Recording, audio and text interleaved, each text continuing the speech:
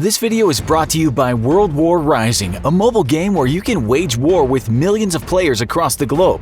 Today, we'll be looking at the difference between army and military and how that's changed over time. In World War Rising, you can build your army, military, or whatever you want to call it, and command troops over the eras. In World War Rising, you step into the shoes of a top-ranked general leading iconic troops and vehicles from across history. From World War I tanks to Apache helicopters, create alliances with those you trust to take on enemies from across the globe, or stay independent and farm resources to build a stronghold that evolves through a century of combat technology in this action-packed online building and strategy game. Thanks to World War Rising for sponsoring this video, and don't forget, you can download World War Rising for free with the link in the description below.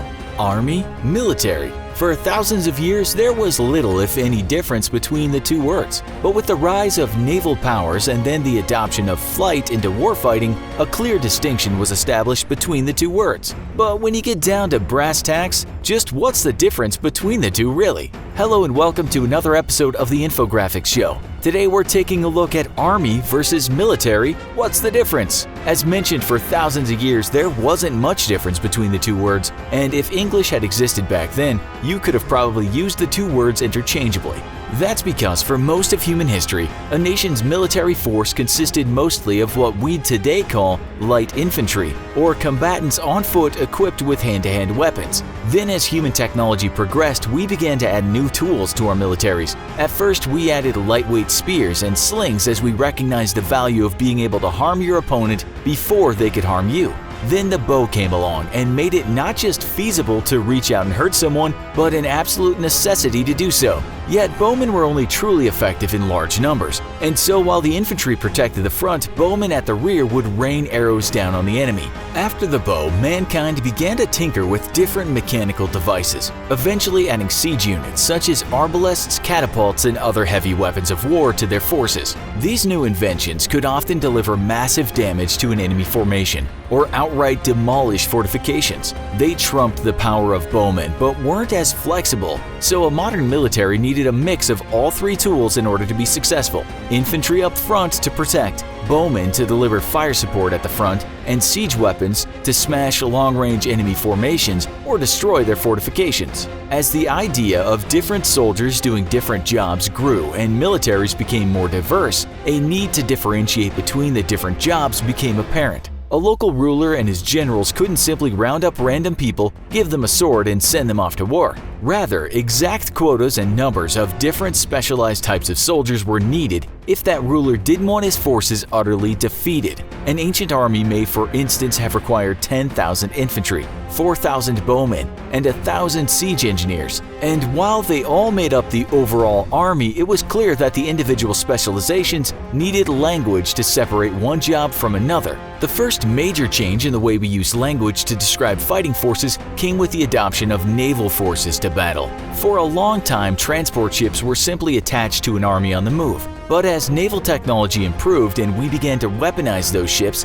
it became clear that we needed to start differentiating between naval and ground forces. Thus, most militaries split up their armies into ground forces, which would still be colloquially called the army, and seaborne forces, or a navy. If you traveled back to ancient Greece and congratulated the Athenians on their vast navy by telling them they had a powerful army, you would certainly have gotten some very funny looks. No different than if today you call a Marine a soldier, although in that case you get a funny look in a half-hour lecture about how Marines aren't soldiers. It wasn't until mechanized warfare, though, that further distinctions began to be necessary between fighting forces of a nation's military. Mechanization brought all kinds of technological revolutions to the way we fight wars. And suddenly, you didn't only have infantry and artillery, but you had mechanized infantry, mechanized cavalry, airborne cavalry, aerial fighters, and aerial bombers. We needed to start separating out the different responsibilities of each group of warfighters from the rest so as to better prioritize resources and manpower,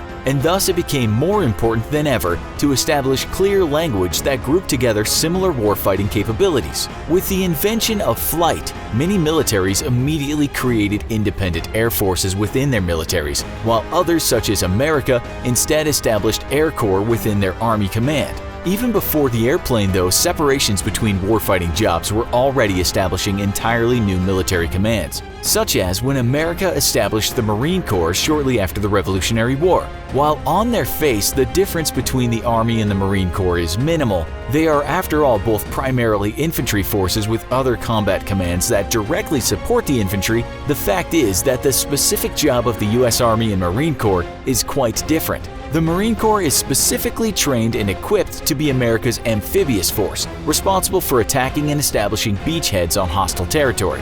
The US Army, however, is the force responsible for exploiting that beachhead and bringing the fight directly into the heart of the enemy's forces. Basically, the Marines kick the door in, and the Army blitzes through the open door. The Navy is responsible for getting the Marines and the Army to their destination, and the Air Force meanwhile kicks up their feet in the air-conditioned trailers, fighting the war via remote control. Just kidding. The Air Force aggressively attacks the enemy's electronic assets, jamming radar, corrupting computer networks, and feeding misinformation digitally to the enemy, while its airplanes bring the pain from the skies above the battlefield. Yet, while all the branches have dedicated electronic warfare specialists and even air assets, it's the Air Force who is the king of the information war and blowing stuff up. Yet again, why we need specific language to separate the Air Force's job from the other commands and vice versa. Army, however, doesn't only refer to what nations typically name their ground combat command, but often also refers to a specifically sized unit deployed to a battlefield. That's right, if you're still confused by the word army versus military, then hold on to your butt, because in today's world, you can be in an army that is itself part of the US Army. Let us explain. Most competent militaries around the world split up their personnel into more manageable sizes that can be easily referred to and given a distinct impression of just how strong in manpower that unit is. The units of measure begin at squad, which consists of 6 to 10 soldiers, and in the US is commanded by a sergeant. Then there's a platoon, made up of 3 to 4 squads and can be from 18 to 50 soldiers and is commanded by an uppity know-it-all college student. Sorry, we mean second lieutenant. Next is a company or battery or troop, which is made up of 3 to 4 platoons and can be between 60 and 200 soldiers and is commanded by a captain, first lieutenant, or a major. Next is a battalion, made up of 3 to 5 companies and can be between 100 and 1,000 soldiers, commanded by a lieutenant colonel. A brigade comes next, made up of 3 to 5 battalions and is between 2,000 and 3,000 soldiers and is commanded by a brigadier general or a colonel. Then you have a division, made up of 3 brigades and can be between 10 or 15,000 soldiers and is commanded by a major general. Then there's a corps, made up of 2 or more divisions and makes up about 20 to 40,000 soldiers and is commanded by a lieutenant general. Lastly, we have a field army, made up of 50,000 or more soldiers and is commanded by a general.